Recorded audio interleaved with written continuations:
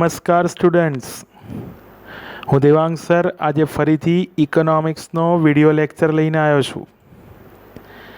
Chapter number 2 મૂળભૂત ખ્યાલો અને સંકલ્પનાઓ. આ ચેપ્ટરમાં આપણે ટોટલ 3 વિગતો આજે આ લેક્ચરમાં ભણીશું અને આ ચેપ્ટર પૂરું કરીશું. પહેલું ભણીશું ઉત્પાદન અને ઉત્પાદનના સાધનો, પછી ભણીશું આર્થિક પરિવર્તનો અને પછી ભણીશું વેપાર ચક્ર. આ ત્રણ વિગતોમાં એઝ યુઝ્યુઅલ મેં આગળ બી કહ્યું છે એમ આજે અહીંયા બી કહું છું કે આપણે ખ્યાલો કન્સેપ્ટ ભણવાના છે, સંકલ્પનાઓ ભણવાની છે અને ઇકોનોમિક્સ માટેનું આપણું પાયાનું જ્ઞાન છે એને મજબૂત કરવાનું છે. તો શરૂ કરીએ આજના લેક્ચરમાં સૌથી પહેલાં ઉત્પાદન અને ઉત્પાદનના સાધનો વિશે. બરાબર?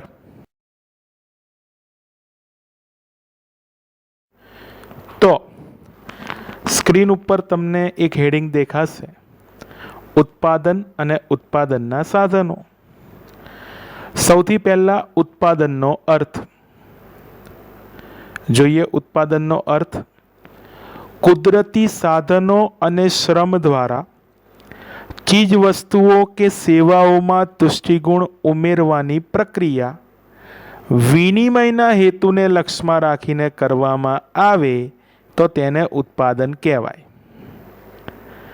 કુદરતી સાધનો અને શ્રમ દ્વારા ચીજ વસ્તુને સેવામાં તુષ્ટિગુણ ઉમેરવાની પ્રક્રિયા વિનિમયના હેતુને લક્ષ્યમાં રાખીને કરવામાં આવે તો તેને ઉત્પાદન કહેવાય.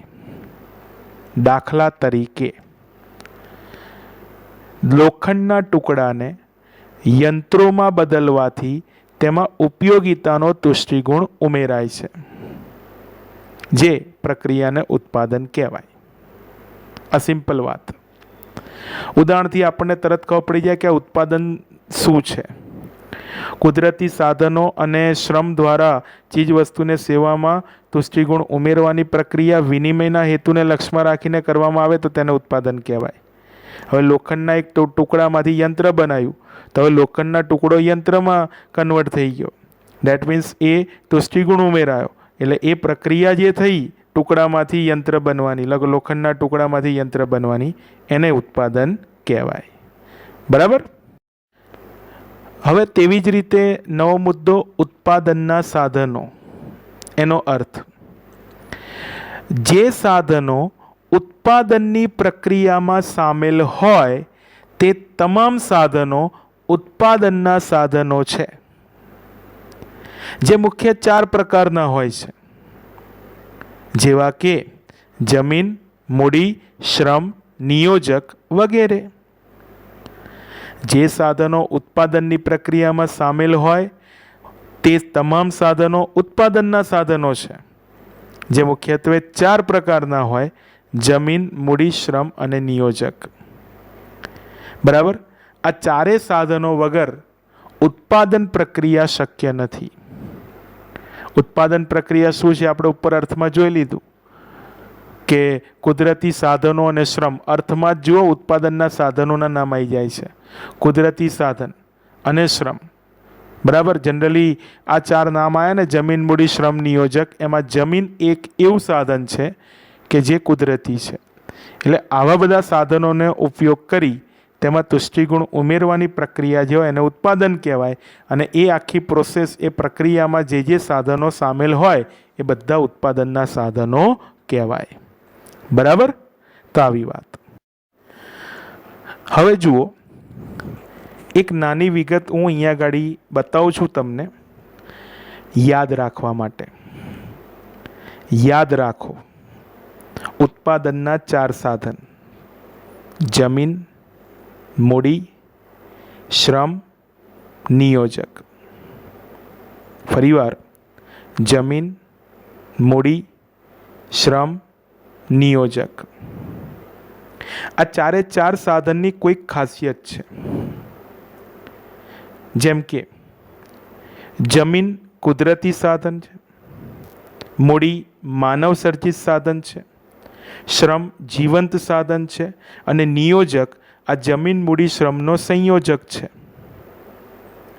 આ ઉપરાંત આ ચારે સાધનને આર્થિક વળતર મળે છે. જમીનને ભાડું, મૂડીને વ્યાજ, શ્રમને વેતન અને નિયોજકને નફો મળે છે. આવી વિગત યાદ રાખો. આવું યાદ રાખવાથી શું થશે ખબર છે? આ નાની નાની વિગતો જે આવશે ને ચારે સાધનોની, એ આપણને યાદ રહી જશે. બરાબર? તો આવી વાત.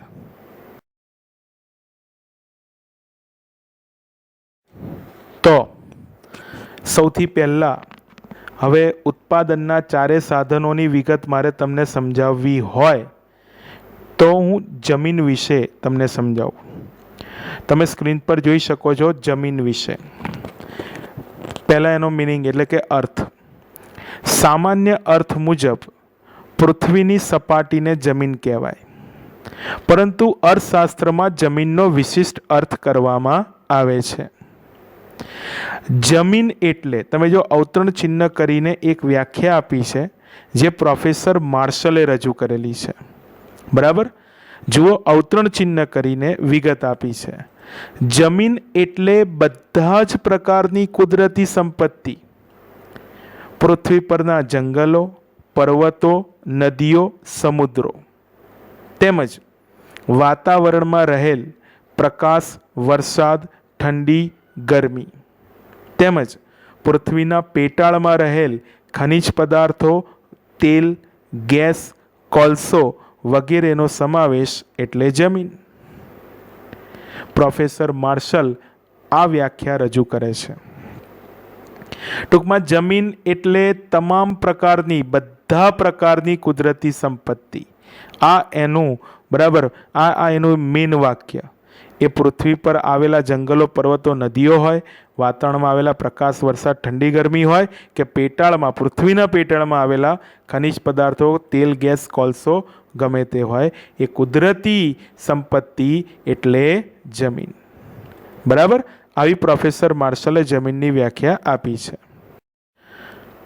હવે એના લક્ષણો, 5 લક્ષણ આવશે. પહેલું, જમીન એ કુદરતી બક્ષિસ છે જે માનવ સર્જિત નથી.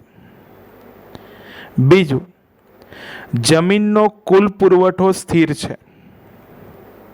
ત્રીજું, જમીન ઉત્પાદનનું ભૌગોલિક રીતે અગતિશીલ સાધન છે. ચોથું, જમીન ફળદ્રુપતાની રીતે અને વિવિધતાની રીતે ભરપૂર જોવા મળે છે. પાંચમું, જમીનને વળતર સ્વરૂપે ભાડું મળે છે. તો વિદ્યાર્થીઓ, આ જમીનના લક્ષણો થયા. પહેલો લક્ષણ એવું કહે છે કે જમીન કુદરતી બક્ષિસ છે, માનવ સર્જિત નથી. એટલે માનવી જમીનનું સર્જન કરી શકતો નથી. જમીન કુદરતી રીતે સર્જાયેલી છે, કુદરતમાંથી મળેલી બક્ષિસ છે. માટે હું એવું કહી શકું કે જમીનનું ઉત્પાદન ના કરી શકાય. જમીન જેટલી છે એટલી જ રહે, ના એમાં વધારો થાય કે ના એમાં ઘટાડો થાય. અને માટે બીજું લક્ષણ તમે જોઈ શકો છો, જમીનનો કુલ પુરવઠો સ્થિર છે. જમીન ઉત્પાદનનું ભૌગોલિક રીતે અગતિશીલ સાધન. તમે બધા સાધનને એક જગ્યાએથી બીજી જગ્યાએ લઈ જઈ શકો, પણ જમીનને ના લઈ જઈ શકો. એટલે જમીન ભૌગોલિક રીતે અગતિશીલ સાધન કહેવાય. જમીન ફળદ્રુપતાની રીતે પણ અલગ અલગ જોવા મળે અને વિવિધતાની રીતે પણ ભરપૂર જોવા મળે. અને દરેક ઉત્પાદનના સાધનને આર્થિક વળતર મળે છે, જમીનને પણ મળે છે, પણ જમીનના આર્થિક વળતરને ભાડા તરીકે ઓળખવામાં આવે છે. તો આવી એક વાત. આ થયો જમીનનો અર્થ અને તેનો લક્ષણો. એટલે આના પરથી આપણને ઉત્પાદનના સાધન તરીકે જમીનનો એક આખો કન્સેપ્ટ ખબર પડે. બરાબર? હવે સ્ક્રીનમાં જમણી બાજુ જુઓ. ઉત્પાદનના સાધન તરીકે મૂડી વિશે ભણીશું. સૌથી પહેલાં મૂડી એટલે શું, એટલે કે એનો અર્થ ભણીશું. મૂડી એ ઉત્પાદનનું માનવ સર્જિત સાધન છે. મૂડીનો અર્થ એવી રીતે આપી શકાય કે જે નાણાં, યંત્ર, સાધન, ઓજાર, મકાન, વગેરેનો ઉપયોગ કોઈ પણ ચીજ વસ્તુ કે સેવાના ઉત્પાદન માટે થાય તો એને જમીન અને એને મૂડી કહેવાય. ટૂંકમાં ઉત્પાદનના સાધનમાં જે પણ ઓજાર, યંત્ર, નાણાં, મકાનનો ઉપયોગ થાય એને મૂડી કહેવાય. મૂડી એટલે તમામ ભૌતિક વસ્તુઓ જે ઉત્પાદનમાં મદદરૂપ થાય છે તે. આ મૂડીનો અર્થ. મૂડી ઉત્પાદનનું માનવ સર્જિત સાધન છે. મૂડીનો અર્થ એવી રીતે આપી શકાય કે જે નાણાં, યંત્ર, સાધન, ઓજાર, મકાન વગેરેનો ઉપયોગ કોઈ પણ ચીજવસ્તુ કે સેવાના ઉત્પાદન માટે થાય તેને મૂડી કહેવાય. એટલે આવી એક રજૂઆત આવે. બરાબર. હવે લક્ષણો. 5 લક્ષણ છે. પહેલું, મૂડી ઉત્પાદનનું માનવ સર્જિત સાધન છે. બીજું, મૂડી ઉત્પાદનનું સૌથી વધુ ગતિશીલ સાધન છે. ત્રીજું, મૂડી ઉત્પાદનનું અછત ધરાવતું સાધન છે. ચોથું, મૂડી દ્વારા શ્રમિકોની ઉત્પાદકતા વધારી શકાય છે. પાંચમું, મૂડીને વળતર સ્વરૂપે વ્યાજ મળે છે. આ 5 લક્ષણ મૂડી માટે આવે. કોઈપણ પ્રકારની આર્થિક પ્રવૃત્તિમાં મૂડી લાવવાનું કામ માનવી કરે છે, માટે માનવ સર્જિત સાધન. ઉત્પાદનનું સૌથી વધુ ગતિશીલ સાધન, કારણ કે તમે એક ધંધામાંથી બીજા ધંધામાં ઝડપથી મૂડીને ટ્રાન્સફર કરી શકો. એક જગ્યાએથી બીજી જગ્યાએ મૂડીને તરત આપણે ટ્રાન્સફર કરી શકીએ. માટે મૂડી એ ઉત્પાદનનું સૌથી વધુ ગતિશીલ સાધન કહી શકાય. મૂડીની અછત વર્તાય છે, વારંવાર જરૂરિયાત ઊભી થાય છે, માટે અછત ધરાવતું સાધન. જેટલા બી શ્રમિકો છે એની ઉત્પાદકતા વધારી શકાય નવા નવા યંત્રો વસાવીને, નવી ટેકનોલોજીઓ નો ઉપયોગ કરીને. દરેક ઉત્પાદનના સાધનને આર્થિક વળતર મળે છે, તો મૂડીને પણ મળે છે, પણ એ આર્થિક વળતરને વ્યાજ તરીકે ઓળખવામાં આવે છે. તો આવી એક વિગત આવે. આ થયા મૂડીના અર્થ અને તેના લક્ષણો. ટૂંકમાં આ સ્ક્રીન ઉપર આપણે જમીન અને મૂડીના અર્થ અને લક્ષણોની વિગત જોઈ અને એનો કન્સેપ્ટ સમજ્યા. કન્સેપ્ટમાં આપણને જાણકારી મળી કે જમીન ઉત્પાદનનું બરાબર કુદરતી સાધન છે અને મૂડી માનવ સર્જિત સાધન છે. જમીનને ભાડું મળે, મૂડીને વ્યાજ મળે. બરાબર. જમીનનો કુલ પુરવઠો સ્થિર છે, બરાબર. મૂડીનો પુરવઠો સ્થિર રહેતો નથી. મૂડી ઉત્પાદનનું ભૌગોલિક રીતે આ ગતિશીલ સાધન, તો મૂડી એ સૌથી વધુ ગતિશીલ સાધન. તો છોકરાઓ થોડી બુદ્ધિ દોડાવો. હું હમણાં જે આ ચર્ચા કરતો હતો ને એ બીજું કંઈ નહીં, પણ આ સ્ક્રીન ઉપરથી આપણે જમીનને મૂડીનો તફાવત પણ તારવી શકીએ. બરાબર.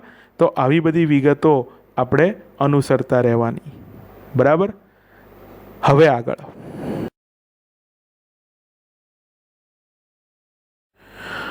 ઓકે સ્ટુડન્ટ્સ, હવે તમે સ્ક્રીન ઉપર જોઈ શકો છો ઉત્પાદનના સાધન તરીકે શ્રમ. સૌથી પહેલાં એનો અર્થ અને ઉદાહરણ જોઈએ. અન્ય વ્યક્તિની દેખરેખ હેઠળ કે સૂચના મુજબ વળતર કે મહેનતાણાની અપેક્ષાથી કરવામાં આવતું કોઈપણ પ્રકારનું શારીરિક અથવા માનસિક કાર્ય એટલે શ્રમ.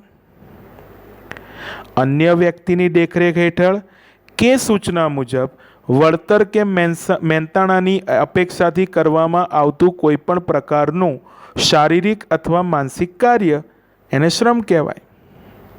દાખલા તરીકે કારખાનામાં કામ કરતો મેનેજર કે શ્રમિક. બરાબર. કારખાનામાં કામ કરતો મેનેજર કે શ્રમિક. બરાબર. તો આવી વાત છે.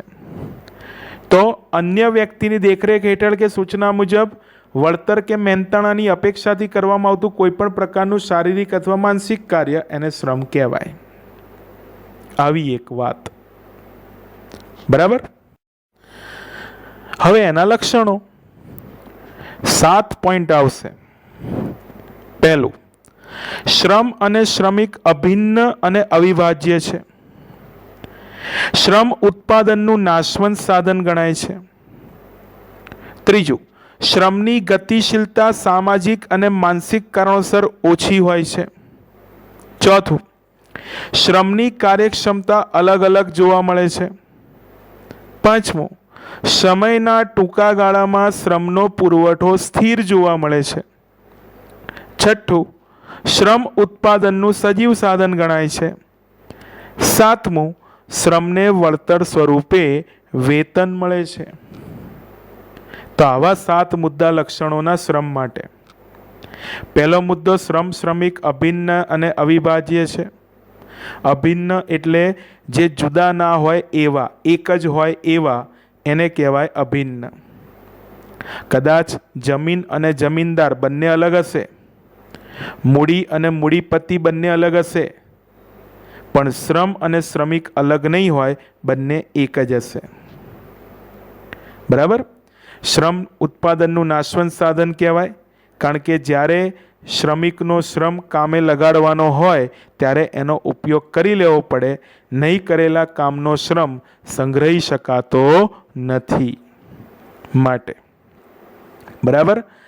ત્રીજું, શ્રમની ગતિશીલતા સામાજિક ને માનસિક કારણોસર ઓછી હોય છે. એ એક ધંધામાંથી બીજા ધંધામાં અથવા એક જગ્યાએથી બીજી જગ્યાએ જઈ શકે ખરો, પણ આ સામાજિક ને માનસિક કારણો અસર કરે છે. દરેક શ્રમની કાર્યક્ષમતા અલગ અલગ હોય, એ તો કન્ફર્મ છે. કોઈ વધારે સારું કામ કરે અથવા ઝડપી કામ કરે, કોઈ ધીમું કામ કરે. પાંચમું, ટૂંકા ગાળામાં શ્રમનો પુરવઠો સ્થિર જોવા મળે છે. ટૂંકા ગાળે સ્થિર હોય, લાંબા ગાળે એમાં વધઘટ થાય. શ્રમ ઉત્પાદનનું સજીવ સાધન છે. ઉત્પાદન સાથે જોડાયેલું અને સજીવ સાધન કહેવાય, કારણ કે બધા વ્યક્તિઓનો સમાવેશ થાય. અને વળતર મળે છે, આર્થિક વળતર મળે છે, વેતન તરીકે ઓળખાય. તો આવા લક્ષણો શ્રમની અંદર આવે. બરાબર. હવે સ્ક્રીન પર જમણી બાજુ જુઓ. ઉત્પાદનના સાધન તરીકે ચોથું ને છેલ્લું સાધન નિયોજક. પહેલા એનો અર્થ જોઈએ. જમીન, મૂડી, શ્રમ જેવા ઉત્પાદનના સાધનોનું કુશળતાપૂર્વક સંયોજન કરનાર વ્યક્તિ એટલે નિયોજક. બરાબર. ફરી એકવાર જોઈએ. જમીન, મૂડી, શ્રમ જેવા ઉત્પાદનના સાધનોનું કુશળતાપૂર્વક સંયોજન કરનાર વ્યક્તિ એટલે નિયોજક. નિયોજકને ઉત્પાદન જગતનો કપ્તાન કહેવાય છે. નિયોજકને શું કહેવાય? ઉત્પાદન જગતનો કપ્તાન. કેમ કપ્તાન? કારણ કે એ બીજા અન્ય સાધનોનું સંયોજન કરે છે.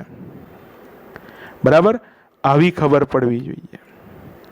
તો નિયોજક એટલે બીજું કંઈ નહીં, કુશળતાપૂર્વક, બરાબર, જમીન, મૂડી, શ્રમ અને ત્રણેય સાધનોનું સંયોજન કરનાર વ્યક્તિ. નિયોજક જે કાર્ય કરે ને એને નિયોજન કહેવાય. નિયોજક જે કાર્ય કરે એને શું કહેવાય? નિયોજન. બરાબર. હવે એના લક્ષણો. નિયોજક આર્થિક નિર્ણયો લે છે. બીજું, નિયોજક ધંધાના જોખમો ઉઠાવે છે. ત્રીજું, નિયોજકને જે વળતર મળે તે નિશ્ચિત હોતું નથી. ડેટ મીન્સ અનિશ્ચિત હોય છે. ચોથું, નિયોજકનો મૂળ ગુણ નિયોજન શક્તિ છે. પાંચમું, નિયોજકને વળતર સ્વરૂપે નફો મળે છે અને ક્યારેક ખોટ જાય તો તે નિયોજકે સહન કરવી પડે છે. છઠ્ઠું, નિયોજકે અર્થતંત્રને સતત ગતિશીલ રાખે છે. અને સાતમું, નિયોજક નવી નવી વસ્તુ તથા નવા નવા ક્ષેત્રોની શોધ કરે છે.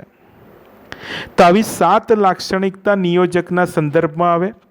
તમને 7 લાક્ષણિકતાઓમાં જવાબદારી દેખાશે. નિયોજક ઉત્પાદન પ્રક્રિયાનો એક જવાબદાર કહી શકાય એવો સાધન છે. ધંધાના આર્થિક નિર્ણય લે, ધંધાના જોખમો ઉઠાવે, તો ઓબ્વિયસ છે કે એને જે વળતર મળે બરાબર નફા સ્વરૂપે એ નિશ્ચિત હોતું નથી. બરાબર. નિયોજકનો મૂળ ગુણ મુખ્ય ગુણ નિયોજન શક્તિ છે. વળતર સ્વરૂપે નફો મળે પણ ક્યારેક ખોટ જાય ને ત્યારે એ નિયોજક જ સહન કરે છે. એટલે નફો હોય તોય નિયોજકનો, ખોટ હોય તોય નિયોજકની. એટલે આવી એક વાત આવે. બરાબર.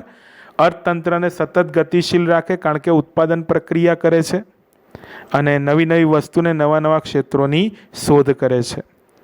તો આવા લક્ષણો નિયોજકમાં આવે, નિયોજકની ડિટેલમાં આવે. અહીંયા ઉત્પાદનના સાધનોની વિગત પૂરી થઈ ગઈ. 4 સાધનોની ડિટેલ આપણે અર્થ અને લક્ષણો સાથે પૂરી કરી. જે પ્રમાણે પ્રશ્ન પૂછે એ પ્રમાણે માર્કના અનુસંધાનમાં તમારે આ ડિટેલો લખવાની થાય. બરાબર. તો અહીંયા ઉત્પાદન અને ઉત્પાદનના સાધનોને લગતો એક કન્સેપ્ટ પૂરો થઈ ગયો. બરાબર.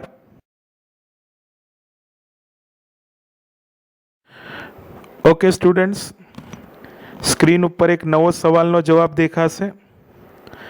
અર્થતંત્રમાં આવતા જુદા જુદા આર્થિક પરિવર્તનો.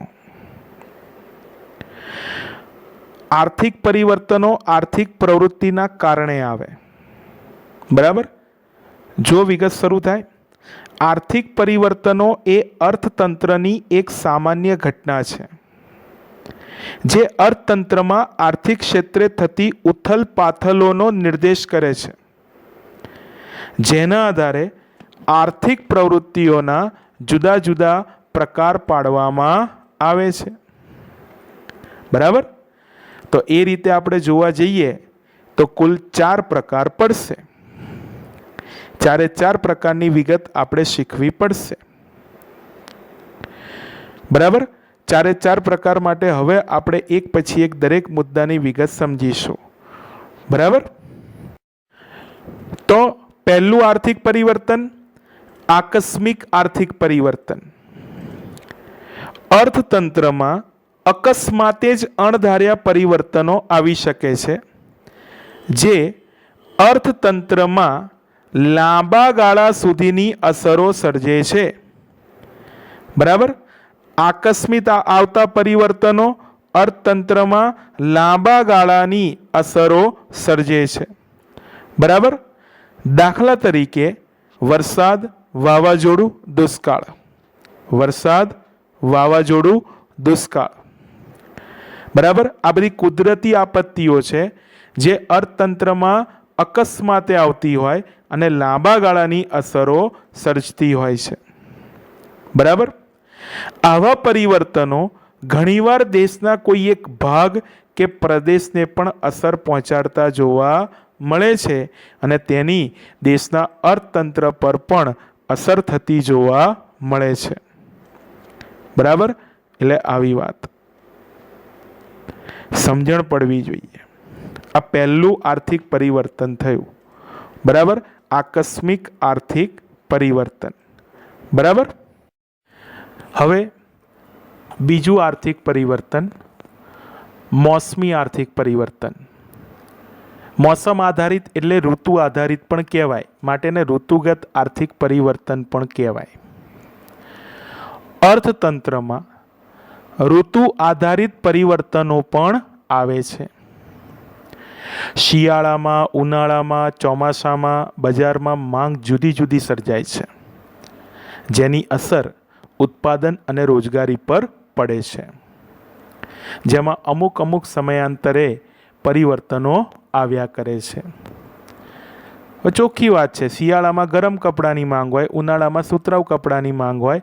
બરાબર. અને તેવી જ રીતે તમે જોવા જાઓ તો ચોમાસામાં રેનકોટ, છત્રી જેવી વસ્તુની માંગ હોય. એટલે આવી રીતે બજારમાં આવી માંગની જુદી જુદી અસર વર્તાય છે, જેની અસર ઉત્પાદન રોજગારી પર પડે ત્યારે તે આર્થિક પરિવર્તનો મોસમી આર્થિક પરિવર્તનો કહેવાય. બરાબર. તો આવી એક વાત આવે. તેવી જ રીતે ત્રીજું આર્થિક પરિવર્તન દીર્ઘકાલીન આર્થિક પરિવર્તન. અર્થતંત્રમાં કોઈ એક ચોક્કસ દિશામાં લાંબા સમય સુધી પરિવર્તનની પ્રક્રિયા ચાલે છે તેને દીર્ઘકાલીન આર્થિક પરિવર્તનો તરીકે ઓળખવામાં આવે છે. આવા પરિવર્તનોની અસર લાંબા ગાળા સુધી જોવા મળે છે. હવે તમને એ જ ખબર પડી જાય, દીર્ઘકાલીન એટલે લાંબો સમય જ કહેવાય. તો જે આર્થિક પરિવર્તનો અર્થતંત્રમાં સમયના લાંબા ગાળા સુધી જો એની અસર મૂકતા હોય અથવા સર્જતા હોય તો એને આપણે દીર્ઘકાલીન આર્થિક પરિવર્તનો કહી શકીએ. બરાબર. અને એવા પરિવર્તનોની અસર સમયના લાંબા ગાળા સુધી જોવા મળે છે. જો સારી અસર હોય તો બરાબર છે, પણ ખરાબ અસર હોય તો દેશના અર્થતંત્ર પર બહુ જ મોટી અસરો જન્માવે છે. બરાબર. એટલે એવી ખબર આપણને પડવી જોઈએ. અને છેલ્લે ચોથા પ્રકારનું આર્થિક પરિવર્તન, બરાબર, જેને કહેવાય ચક્રાવત આર્થિક પરિવર્તન. બરાબર. એક સમયગાળા દરમિયાન ઉર્ધ્વગામી અને અધોગામી આર્થિક વલણો સર્જાય તેને ચક્રીય આર્થિક પરિવર્તનો કહેવાય અથવા ચક્રાવત આર્થિક પરિવર્તનો કહેવાય. બરાબર. ચક્રાવત કહેવાય અથવા ચક્રીય.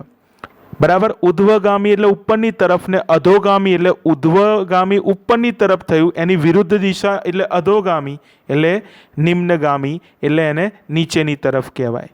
ઉપરની તરફ જાય તો એ વધવાની વાત આવે, નીચેની તરફ જાય તો એ ઘટવાની વાત આવે.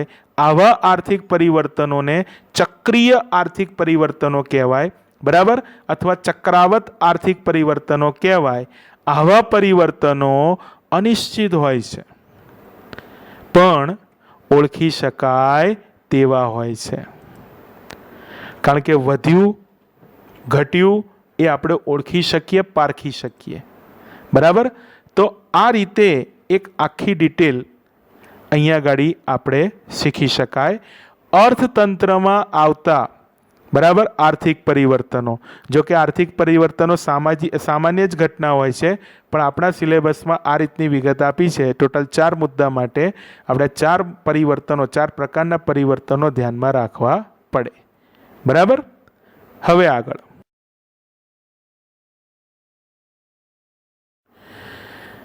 ઓકે સ્ટુડન્ટ્સ, હવે એક બહુ ઉપયોગી જવાબ, પરીક્ષાલક્ષી જવાબ, ટૂંક નોંધ લખો વેપાર ચક્ર.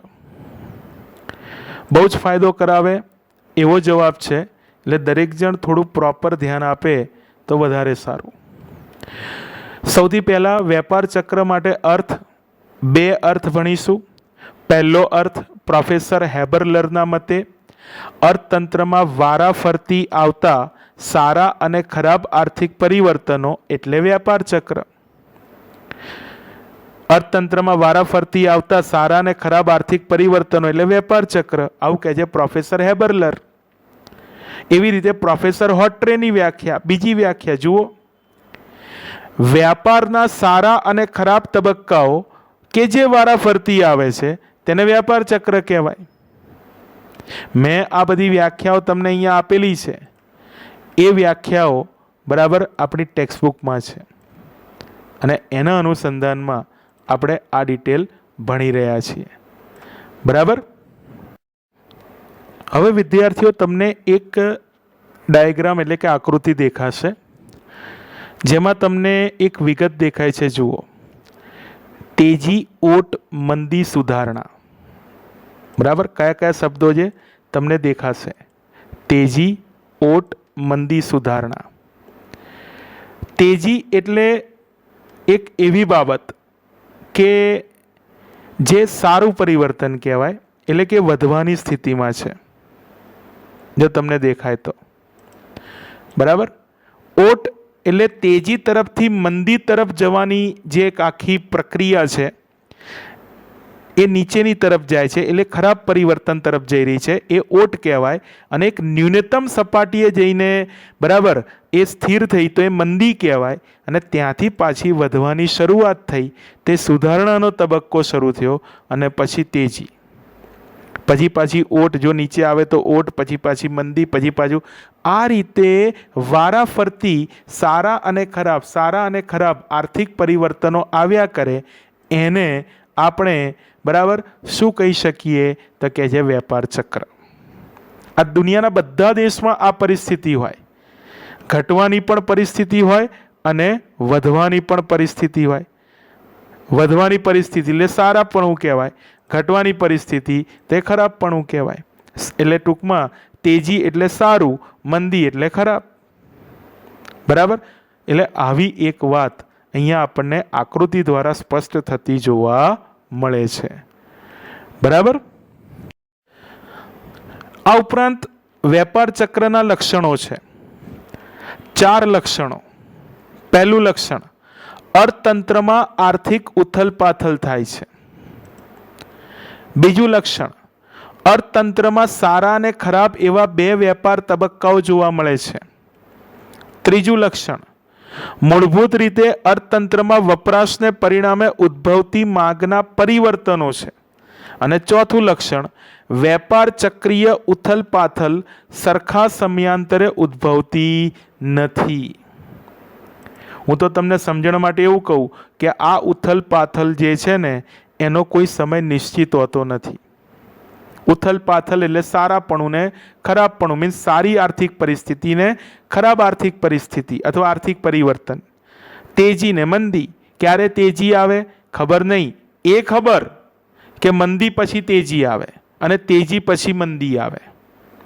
બરાબર. પણ ક્યારે આવે ખબર નહીં.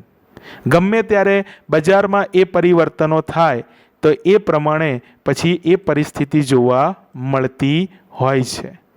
બરાબર. એટલે આપણે ધ્યાન રાખવાનું. તો આ વેપાર ચક્રના 4 લક્ષણો થયા. બરાબર. હવે હેડિંગ તમને દેખાશે વેપાર ચક્રના તબક્કા. તમારી જાણકારી માટે આગળ જે આપણે આકૃતિ જોઈ એમાં આપણે 4 વિગત જોઈતી: તેજી, ઓટ, મંદી અને સુધારણા. વિદ્યાર્થીઓ, એ 4 વિગત એ વેપાર ચક્રના તબક્કા જ છે જે આપણે અહીંયા આગળ ડિસ્કસ કરવાના. બરાબર. શરૂ કરીએ. પહેલો મુદ્દો, તેજી. વેપાર ચક્રના તેજીના તબક્કામાં વેપાર પ્રવૃત્તિ ઉચ્ચતમ કક્ષાએ જોવા મળે છે. અર્થતંત્રમાં વપરાશ અને માંગ પણ ઊંચા દરે જોવા મળે છે.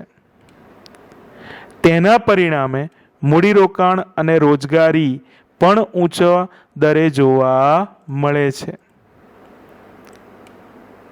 બરાબર. તો આ જે આખી વિગત આવી ને એમાં ઉચ્ચતમ કક્ષાની વાત આવી. વપરાશ અને માંગ, મૂડીરોકાણ અને રોજગારી, આ તમામ પ્રકારની વિગત ઉચ્ચતમ કક્ષાએ જોવા મળશે, ઊંચી કક્ષાએ જોવા મળશે. તો એવી એક વેપાર ચક્રના તબક્કાની વાત આવે તો એ તબક્કો તેજીના નામે ઓળખાય. બરાબર. એવી જ રીતે બીજો તબક્કો, ઓટ. ખાસ ધ્યાન રાખજો, સિક્વન્સ જળવાવી જોઈએ. વેપાર ચક્રના તબક્કાઓની સિક્વન્સ જળવાવી જોઈએ. પહેલું તેજી, પછી ઓટ, પછી મંદી ને પછી સુધારણા. બરાબર. આ જરૂરી છે, નહીંતર એના વગર જવાબ અધૂરો કહેવાય, ખોટો કહેવાય. ચલો જુઓ. ઓટ.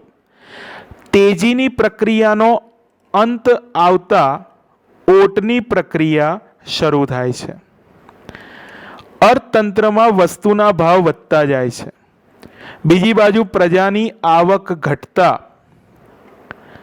વપરાશ ઘટતી જાય છે અને નવા મૂડીરોકાણ, રોજગારી અને ઉત્પાદન જોવા મળતા નથી. તો સમજવું કે એ તબક્કાને શું નામ આપવામાં આવશે? તેજી ના ઓટ. બરાબર. તેજી તો ઉચ્ચતમ કક્ષાની હોય, પણ ઓટ એટલે એ કક્ષાએથી ઘટવાની શરૂઆત થાય એટલે એને કહેવાય ઓટ. નવા મૂડીરોકાણ, રોજગારી, ઉત્પાદન બરાબર નવા પ્રકારના અર્થતંત્રમાં જોવા મળતા નથી, તેને ઓટ કહેવાય. બરાબર. હવે ત્રીજો તબક્કો મંદી. ઓટથી શરૂ થયેલી પ્રક્રિયા ધીમે ધીમે અર્થતંત્રને મંદી તરફ લઈ જાય છે. લોકોની ખરીદ શક્તિ હોવા છતાં પણ લોકો વસ્તુ ખરીદતા નથી. તેથી અર્થતંત્રમાં મૂડીરોકાણ, રોજગારી, ઉત્પાદન ઘટવા માંડે છે. અર્થતંત્રમાં ઉત્પાદન, રોજગારી બરાબર મૂડીરોકાણ આ બધું ઘટવા માંડે છે. એટલે આવી એક વિગત આપણને ખબર પડવી જોઈએ. જ્યારે અર્થતંત્રમાં મૂડીરોકાણ, ઉત્પાદન, રોજગારી ઘટવા માંડે તો સમજવું કે અર્થતંત્રમાં મંદી છે. મંદી એટલે વેપાર ચક્રનો સૌથી ન્યૂનતમ કક્ષાએ સ્થિર થયેલો તબક્કો. બરાબર, જે આપણે આગળ આકૃતિમાં જોયો હતો. એટલે લોકોની ખરીદ શક્તિ હશે તો પણ લોકો ખરીદી કરશે નહીં, અને અર્થતંત્રમાં બરાબર મૂડીરોકાણ, રોજગારી, ઉત્પાદન બરાબર ઘટવા માંડશે. ઓકે. અને છેલ્લે ચોથો તબક્કો સુધારણા. અર્થતંત્રમાં આર્થિક પ્રવૃત્તિઓમાં સુધારો થતાં સુધારણાનો તબક્કો શરૂ થાય છે. જેથી અર્થતંત્રમાં મૂડીરોકાણ, રોજગારી અને ઉત્પાદનમાં ક્રમશઃ વધારો થતો જોવા મળે છે. એટલે મંદી તરફથી સુધારણા તરફ અર્થતંત્ર પ્રયાણ કરે છે, અને તેનાથી અર્થતંત્રની આર્થિક સ્થિતિમાં સુધારો થાય છે. ઉત્પાદન, રોજગારી, મૂડીરોકાણ આ બધી બાબતોમાં વધારો થાય છે. બરાબર. તો આવો એક તબક્કો વેપાર ચક્રના સંદર્ભમાં જોવા મળે છે. તો આ રીતે આપણે વેપાર ચક્રના તબક્કાઓને દર્શાવી શકીએ. વેપાર ચક્રના કુલ 4 તબક્કા તેજી, ઓટ, મંદી, સુધારણા. હું દરેક વિદ્યાર્થીને ખાસ ટકોર કરીશ કે આ 4 તબક્કા બરાબર, આ 4 તબક્કાની વિગત સિક્વન્સમાં જ આવી જોઈએ. પહેલો મુદ્દો પહેલો જ રહેવો જોઈએ, બીજો મુદ્દો બીજો જ રહેવો જોઈએ, ત્રીજો અને ચોથો જ રહેવો જોઈએ. બરાબર. અહીંયા વેપાર ચક્રવાળી વિગત પૂરી થાય, અને સાથે સાથે ચેપ્ટર નંબર 2 પણ પૂરું થઈ જાય. ચેપ્ટર નંબર 2માં આપણે બહુ બધા કન્સેપ્ટ શીખ્યા. બરાબર. મૂલ્ય વિશે શીખ્યા, કિંમત વિશે શીખ્યા, વસ્તુને સેવા વિશે શીખ્યા, સંપત્તિ વિશે શીખ્યા, ઉત્પાદનના સાધનો વિશે શીખ્યા. બરાબર. અર્થતંત્રમાં આવતા ચક્રાવત પરિવર્તનો, ચક્રીય પરિવર્તનો વિશે શીખ્યા. અને છેલ્લે બહુ જ અગત્યનું દરેક દેશ માટે એ વેપાર ચક્રની વિગત પણ શીખ્યા. બરાબર. તો અહીંયા આ વિડીયો લેક્ચર હું પૂરો કરું છું, અને ચેપ્ટર નંબર 2 અહીંયા પૂરું થઈ જાય. બરાબર. જય શ્રી કૃષ્ણ. નેક્સ્ટ લેક્ચરમાં આપણે મળીશું.